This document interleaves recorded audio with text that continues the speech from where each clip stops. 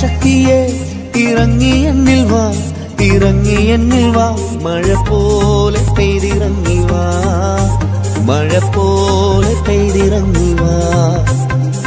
സ്വർഗീയത്തിയെ ഇറങ്ങി എന്നിൽ വാ, ഇറങ്ങി എന്നിൽ വാ, മഴ പോലെ പെയ്തിറങ്ങി വാ, മഴ പോലെ. അതിന്റെ 6-ാം വാക്യത്തിൽ വെളിപാട് പുസ്തകം 19-ാം അധ്യായം അതിന്റെ 6-ാം വാക്യത്തിൽ അപ്പോൾ വലിയ പുരുഷാരത്തിന്റെ ഘോഷം പോലെയും 19-ന്റെ 6 അപ്പോൾ വലിയ പുരുഷാരത്തിന്റെ ഘോഷം പോലെയും പെരുവെള്ളത്തിന്റെ ഇരച്ചിൽ പോലെയും തകർത്ത മുഴക്കം പോലെയും ഞാൻ കേട്ടത് ഹല്ലേലൂയ ഹല്ലേലൂയ സർവശക്തിയുള്ള നമ്മുടെ ദൈവമായ കർത്താവായ യേശു ക്രിസ്തു രാജത്വം ഏറ്റിരിക്കുന്നു. നാം സന്തോഷിച്ച് ഉല്ലസിച്ച് അവന് മഹത്വം കൊടുക്കുക. സർവശക്തിയുള്ള നമ്മുടെ ദൈവമായ കർത്താവായ യേശു രാജത്വം ഏറ്റിരിക്കുന്നു. ഹല്ലേലൂയ. ഈ ഭൂമിയെ മുഴുവനും ഹല്ലേലൂയ സർവപ്രപഞ്ചത്തെയും മുഴുവനെയും ഹല്ലേലൂയ സൃഷ്ടിച്ച കർത്താവായ യേശു രാജത്വം ഏറ്റിരിക്കുന്നു. ഹല്ലേലൂയ. ഉച്ചത്തിൽ കേൾക്കുന്ന ശബ്ദത്തിന്റെ പ്രതിധ്വനി ഹല്ലേലൂയ ഹല്ലേലൂയ അത് പെരുവെള്ളത്തിന്റെ ഇരച്ചൽ പോലെ ഹല്ലേലൂയ അത് മുഴങ്ങി കേൾക്കുന്നു. ഹല്ലേലൂയ. ക്രിസ്തു രാജാവായി ഈ ഭൂലോകത്തിൽ വാഴുമ്പോൾ ഇന്നു കാണുന്ന ഈ ഇളക്ക പെരുമകളെല്ലാം ഹല്ലേലൂയ അസ്തമിക്കും. ഹല്ലേലൂയ ഇതെല്ലാം അസ്തമിക്കും. ഹല്ലേലൂയ വിശുദ്ധി ഹല്ലേലൂയ എങ്ങും കളിയാടും. വിശുദ്ധി ഹല്ലേലൂയ ഈ ലോകം മുഴുവനും എങ്ങും വ്യാപരിച്ച് പ്രവർത്തിക്കും എന്നുള്ളതാണ്. ഹല്ലേലൂയ. സ്തോത്രം ചെയ്തു കർത്താവേ, മഹത്വപ്പെടുത്തുന്ന കർത്താവേ. വായിച്ചാട്ടെ സങ്കീർത്തനങ്ങൾ ഹല്ലേലൂയ 90-ാം സങ്കീർത്തനത്തിന്റെ 1-ാം വാക്യം വേഗത്തിൽ വായിച്ചാട്ടെ. 90-ാം നീ തലമുറയായി ഞങ്ങളുടെ സങ്കേതമായിരിക്കുന്നു. ഹല്ലേലൂയ. ഈ തലമുറയായി നീ ഹല്ലേലൂയ ഞങ്ങൾക്ക് സങ്കേതമായിരിക്കുന്നു. യഹോവേ ഹല്ലേലൂയ അങ്ങ് തലമുറയായി ഞങ്ങൾക്ക് സങ്കേതമായിരിക്കുന്നു. യഹോവ അനാദിയായും ശാശ്വതമായും നമ്മുടെ സർവസ്വവും ആണ്. ഹല്ലേലൂയ അവൻ ഹല്ലേലൂയ സ്ഥിരമായിരിക്കുന്നവരാണ്. പുരാതന കാലം മുതൽ അവന്റെ സിംഹാസനത്തിൽ ഹല്ലേലൂയ അവൻ സ്ഥിരമായി ഇരിക്കുന്നവനാണ്. അവനെ തകർക്കുവാൻ ആർക്കും ഹല്ലേലൂയ കഴിയത്തില്ല. അവനെ സൃഷ്ടിച്ച ഹല്ലേലൂയ ലൂസിഫറിന് പോലും കഴിയത്തില്ല. ഹല്ലേലൂയ 93-ാം സങ്കീർത്തനം വായിച്ചാട്ടെ 3-ാമത്തെ വാക്യം. യഹോവേ പ്രവാഹങ്ങൾ ഉയർത്തുന്നു, പ്രവാഹങ്ങൾ ശബ്ദമുയർത്തുന്നു, പ്രവാഹങ്ങൾ തിരമാലകളെ ഉയർത്തുന്നു. ഹല്ലേലൂയ. ഇതിന്റെ ആശയം എന്ന് പറയുന്നത് ക്രിസ്തുവിന്റെ ഭരണത്തിന് എതിരായി ഹല്ലേലൂയ ക്രിസ്തുവിന്റെ കീഴിൽ ലോക ജനത സംഘടിച്ച് കടലിലെ തിരമാല പോലെ ഹല്ലേലൂയ ഇരമ്പി കയറുന്ന ഒരു കാഴ്ചയാണ് ഈ വാക്യത്തിലൂടെ നമുക്ക് കാണുവാൻ കഴിയുന്നത്. അതായത് ഹല്ലേലൂയ ക്രിസ്തുവിന്റെ ഈ ഭരണത്തിനെതിരായി എതിർ ക്രിസ്തു ഹല്ലേലൂയ അവൻ ഈ ലോക ജനതയെ മുഴുവൻ ഹല്ലേലൂയ അവന്റെ കാൽക്കീഴിൽ ആക്കുമ്പോൾ ഹല്ലേലൂയ ഹല്ലേലൂയ അത് ഹല്ലേലൂയ ദൈവം തകർത്തു കളയും. ഹല്ലേലൂയ എല്ലാവരും അവന്റെ കാൽ കീഴിലാകത്തില്ല. ഹല്ലേലൂയ തകർത്തുകളയും. ഹല്ലേലൂയ ദൈവം തകർത്തുകളയും. ഹല്ലേലൂയ വായിച്ചാട്ടെ അതിന്റെ 4-ാം വാക്യം. സമുദ്രത്തിലെ തിരകളായ പെരുവെള്ളങ്ങളുടെ മുഴക്കത്തെക്കാളും ഉയരത്തിൽ യഹോവേ മഹിമയുള്ളവൻ. സമുദ്രത്തിലെ വൻ തിരകളായ പെരുവെള്ളം ബാഷ്പങ്ങളുടെ മുഴക്കത്തെക്കാളും ഉയരത്തിൽ യഹോവ മഹിമയുള്ളവൻ. ഹല്ലേലൂയ. ക്രിസ്തുവിന്റെ ഹല്ലേലൂയ ശത്രുക്കളുടെ ഹല്ലേലൂയ ആരോപണത്തെയും പലതിനെയും ശമിപ്പിച്ച് കളയുന്ന ഹല്ലേലൂയ ഹല്ലേലൂയ ഹല്ലേലൂയ ഒരു ഹല്ലേലൂയ എതിർ ക്രിസ്തുവിനെ നശിപ്പിക്കുന്ന ഒരു കാര്യത്തെക്കുറിച്ചാണ് ഹല്ലേലൂയ ഈ ഭാഗത്തിലൂടെ നമുക്ക് മനസ്സിലാക്കാൻ കഴിഞ്ഞ പ്രവാഹങ്ങൾ ഹല്ലേലൂയ ഹല്ലേലൂയ ഇവിടെ സമുദ്രത്തിലെ വൻ തിരകളായ പെരുവെള്ളങ്ങളുടെ മുഴക്കത്തെക്കാളും ഉയരത്തിൽ യഹോവ മഹിമയുള്ളവൻ. ഹല്ലേലൂയ ഹല്ലേലൂയ. നമ്മൾ ഹല്ലേലൂയ ഈ ഭൂമിയിൽ കിടന്ന് എത്ര ഹല്ലേലൂയ വീമ്പു ഹല്ലേലൂയ പറഞ്ഞാലും എത്ര ചാടിയാലും ഹല്ലേലൂയ ഹല്ലേലൂയ ദൈവം ഹല്ലേലൂയ അതെല്ലാം കാണുന്നുണ്ട്. ഹല്ലേലൂയ സാത്താൻ ഈ ലോകത്തിനകത്ത് കിടന്ന് ഹല്ലേലൂയ ഹല്ലേലൂയ മനുഷ്യരെയും ഹല്ലേലൂയ സാധാരണ മനുഷ്യരെയും വിശ്വാസികളെയും വരെ ഹല്ലേലൂയ തെറ്റിച്ചു കളയുന്ന ഒരു കാലഘട്ടമാണ്. കൂടുതലും അവന് ആവശ്യം വിശ്വാസികളെയാണ്. ഹല്ലേലൂയ വിശ്വാസികൾ ഉയരരുത്. അവർ ഹല്ലേലൂയ ഹല്ലേലൂയ ദൈവത്തിന്റെ പാതയിൽ കൂടി നടക്കരുത്.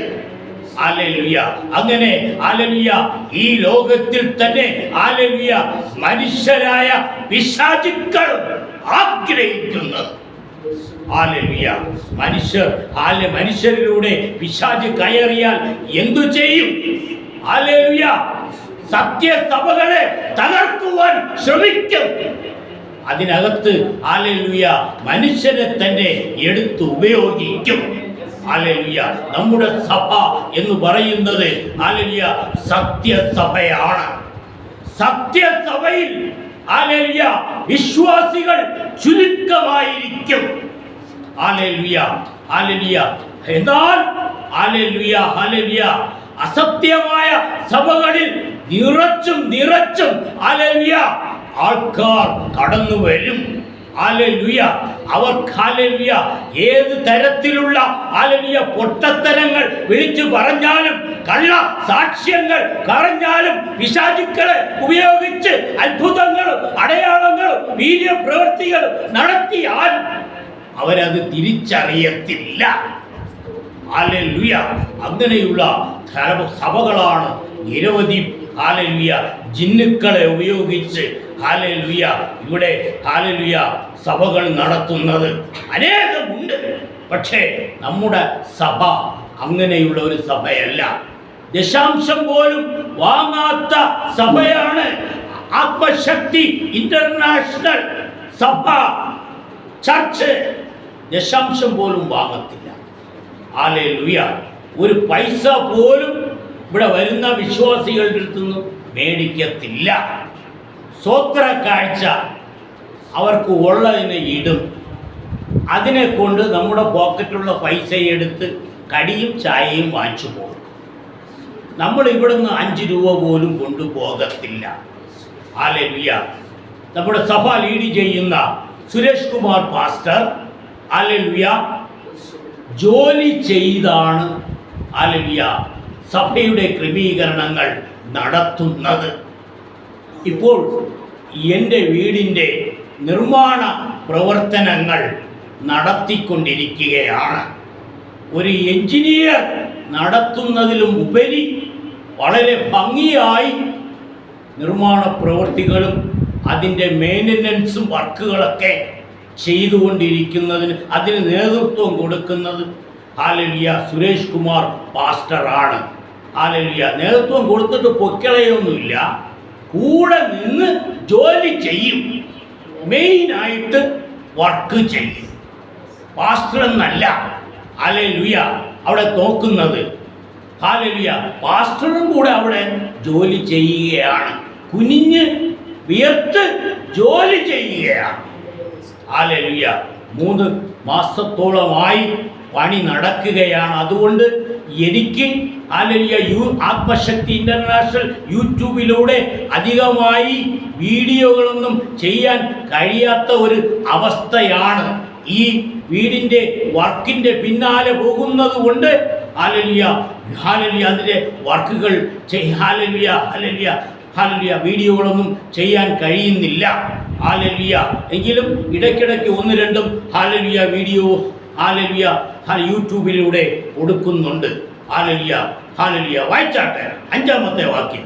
നിന്റെ സാക്ഷ്യങ്ങൾ എത്രയും നിശ്ചയമുള്ളവ. യഹോവേ, വിശുദ്ധി നിന്റെ ആലയത്തിന് എന്നേക്കും ഉചിതം തന്നെ.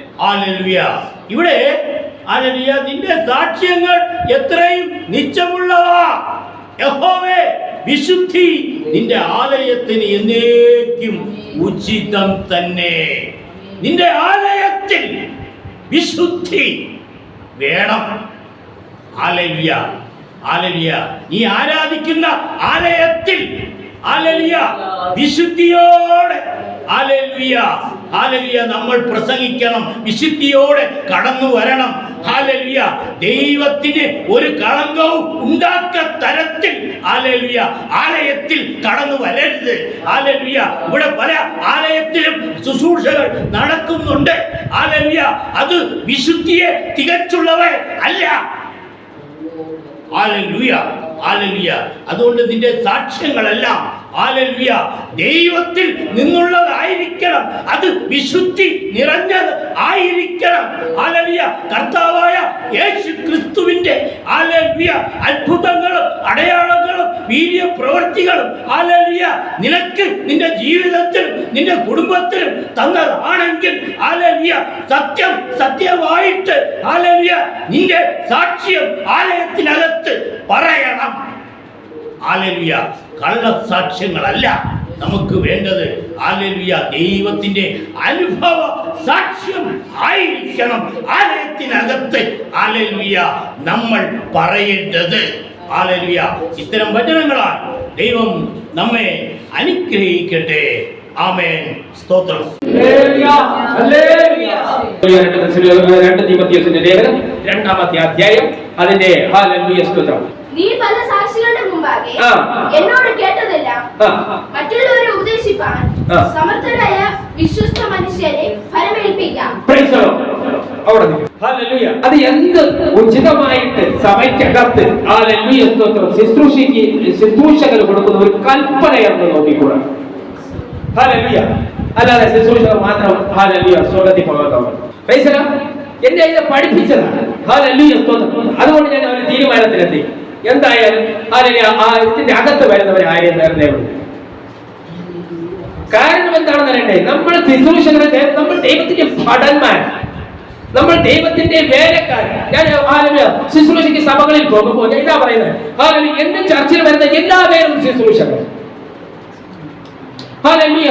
രണ്ട് കുഞ്ഞുങ്ങളെ ഉൾപ്പെടെ പറയും. 2 കുഞ്ഞുങ്ങൾ വരും. അവരും ശുശ്രൂഷകർ, അവരും ഞാൻ നല്ല ഇമ്പമായ പാട്ടുകളെ പാടുന്നവരാണ്. അപ്പൊ എത്ര സഭയിൽ ഞാൻ ഇത്രയും കാലം കയറി ഇറങ്ങിയിട്ടുണ്ട്. അപ്പൊ എന്തുമാത്രം സഭയിൽ നിങ്ങളെ കുറിച്ച് അറിയുന്നു. നമ്മൾ അറിയാത്ത മേഖലകളിൽ ദൈവത്തിന്റെ മാറ്റമില്ലാത്ത വചനം നമ്മളിൽ കൂടെ പലവരും അറിയണം. ഇവിടെ ആ വാക്യം ഒന്ന് വായിച്ച പോലെ, നീ പല സാക്ഷികളുടെ മുമ്പാകെ എന്നോട് കേട്ടത്. ആരോടാ കേട്ടത്? മറ്റുള്ള ആരോടുമല്ല. പിതാവേ, എനിക്ക് തന്നിരിക്കുന്ന ആളുകളെ, എനിക്ക് തന്നിരിക്കുന്ന മക്കളെ ഞാൻ എന്ത് ചെയ്യണം? അത് ഓരോ ശുശ്രൂഷകരും, ഓരോ സഭ ശുശ്രൂഷകരും അറിഞ്ഞിരിക്കേണ്ട കാര്യമാണ്. അല്ലാതെ ഇത് ചെയ്യാൻ കഴിയാത്ത ചില ഇടയന്മാരോട് ആരെ ചെയ്യിപ്പിക്കും? ആരെയും ചെയ്യിപ്പിക്കത്തില്ല. കാരണം എന്താണെന്ന് അറിയണ്ടേ, അവര് തന്നെ മസിൽ പിടിച്ചേരും. അതല്ല വചനം പഠിപ്പിക്കുന്നത്. സങ്കീർത്തനങ്ങളാലും സ്തുതികളാലും ആത്മീയ ഗീതങ്ങളാലും തമ്മിൽ പഠിപ്പിച്ചു. അപ്പൊ ഈ തമ്മിൽ പഠിപ്പിക്കണമെങ്കിൽ ലേഖനം നമ്മൾ വായിക്കുമ്പോൾ നമ്മളെ പഠിപ്പിക്കുന്നത് സങ്കീർത്തനങ്ങളാലും സ്തുതികളാലും ആത്മീയ ഗീതങ്ങളാലും. അപ്പോ സകലതും ഉറവിടം ആടുകളിൽ നിന്നും കൂടെ പോകണം. ഹല്ലേലൂയ. അപ്പൊ ഇനി വചന ശുശ്രൂഷയ്ക്ക് പാടാൻ കൂടെ ആളുകളെ ഹല്ലേലൂയ. എല്ലാ ചർച്ചയിലും അതാ നടക്കുന്നത്. നമ്മുടെ ഈ ആലയത്തിൽ മാത്രം ആ പരിപാടിയില്ല.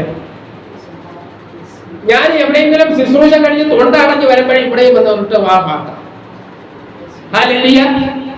അതല്ല, ഹല്ലേലൂയ. ഒരു പാട്ട് പാടി നമുക്ക് ആരാധിച്ച് തുടങ്ങാം എന്ന് പറയുമ്പോൾ പ്രാർത്ഥന കഴിയുമ്പോൾ തന്നെ ഹല്ലേലൂയ അവിടെ നിന്ന് പാട്ട് പൊങ്ങും. ഹല്ലേലൂയ. അപ്പോ എനിക്ക് മനസ്സിലാകും ആ ഒരു ദിവസം ഹല്ലേലൂയ നമ്മുടെ സഹോദരിമാരൻ ഇവിടെ ഇടയ്ക്ക് പാടിയാലും ഹല്ലേലൂയ പാട്ട് തുടങ്ങി. അതിനുശേഷം പിന്നെ ഇല്ല, അതോടെ തീർന്നു. ആ ഒരാഴ്ചയോടെ തീർന്നു. ഹല്ലേലൂയ. ഞാൻ വിചാരിച്ച പുനർജന്മം അവിടെ നിന്ന് തുടങ്ങിയിരുന്നു. ഹല്ലേലൂയ സ്തോത്രം. പക്ഷെ അതോടെ അസ്തമിച്ചു. ഹല്ലേലൂയ. ഞാൻ പറഞ്ഞു വരുന്നതേ സാരം. ഹല്ലേലൂയ സ്തോത്രം. നമ്മളെ വിളിച്ച് വേർതിരിച്ചിരിക്കുന്നത് ഹല്ലേലൂയ സ്തോത്രം ചുമ്മാതെ പോകുവാനല്ല,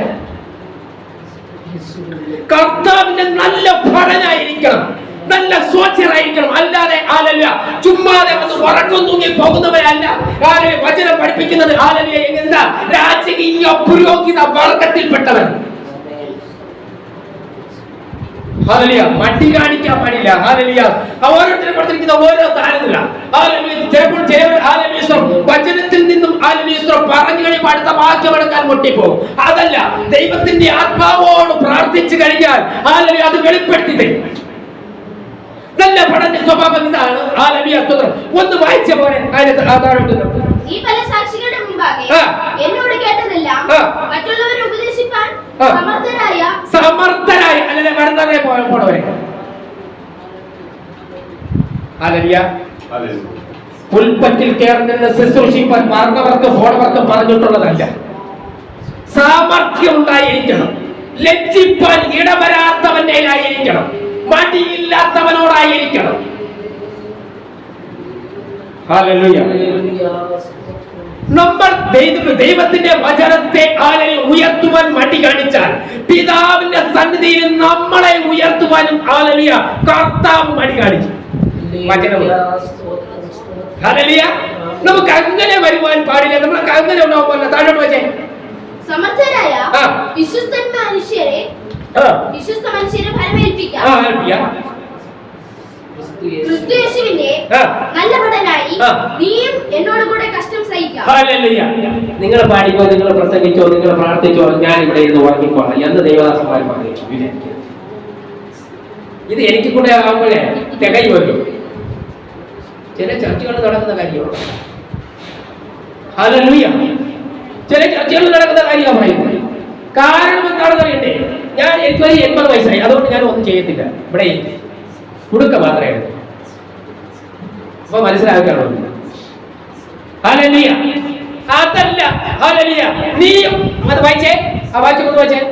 ക്രിസ്തുയേശുവിന്റെ നല്ല ഭടനായി നീയും കർത്താവ് സഹിച്ചതുപോലെ കഷ്ടം സഹിക്കാം. ദൈവത്തെ പോലെ കഷ്ടം സഹിക്കുന്നവരെയാണ് കർത്താവിന് ഇഷ്ടം.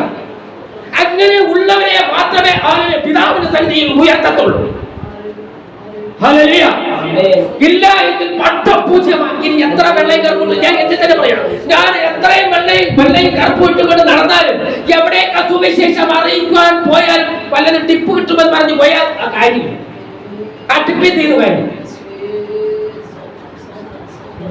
ദൈവം മാത്രം ചെയ്യപ്പെടുത്തട്ടെ. ക്രിസ്തു യേശുവിനോട് കൂടെ കഷ്ടം സഹിപ്പാൻ വേണ്ടി വിളിച്ച് വേർതിരിക്കപ്പെട്ട ഒരു കൂട്ടം ജനമുണ്ട്. അതാണ് ഇതിന്റെ അകത്തിരിക്കുന്ന പെന്തക്കോസ്തുകാർ. വേറെ ആരും കൊടുത്തിട്ടില്ല. യഥാർത്ഥ പെന്തക്കോസ്തുകാരാണ്. ഹല്ലേലൂയ. കഷ്ടം വരുമ്പോൾ ഹല്ലേലൂയ പറഞ്ഞവർക്ക് ദൈവത്തിൽ പല വഴിയും കൂടെ കഷ്ടം വരും. എല്ലാം നമ്മൾ നികത്തി വയ്ക്കുമ്പോഴായിരിക്കും ചില കഷ്ടപ്പാടുകൾ വരുന്നത്. ഈ ക്രിസ്തുയേശുവിന് വേണ്ടിയിട്ട് നമ്മൾ കഷ്ടം സഹിക്കുവാൻ ബാധ്യസ്ഥനാണെന്ന് കരുതിയിട്ട് ആ പ്രിയ ദൈവത്തിന്റെ ജനമേ എന്നെയും എന്നെയും വിളിച്ച് വേർതിരിച്ചിരിക്കുന്നത്. അവന് നല്ല ഭടനായിട്ട്, നല്ല ജോലിക്കാരനായിട്ട്, നല്ല സോൾജറായിട്ട് ഇറങ്ങിത്തിരിക്കുകയാണെങ്കിൽ ശത്രു എന്ന രാജാവിന്റെ തലയെ തകർക്കുവാൻ ഈ ഒരൊറ്റ സോൾജറിന് കഴിയും.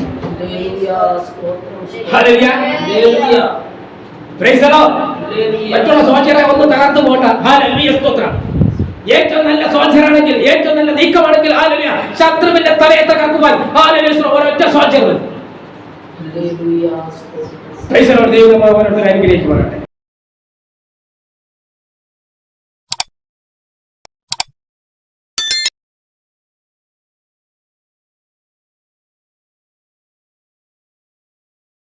ശക്തിയെ ഇറങ്ങി എന്നിൽ വാ, ഇറങ്ങി എന്നിൽ വാ, മഴ പോലെ പെയ്തിറങ്ങി വാ, മഴ പോലെ പെയ്തിറങ്ങി വാ. സ്വർഗീയത്തിയെ ഇറങ്ങി എന്നിൽ വാ, ഇറങ്ങി എന്നിൽ വാ, മഴ പോലെ പെയ്തിറങ്ങി വാ, മഴ പോലെ പെയ്തിറങ്ങി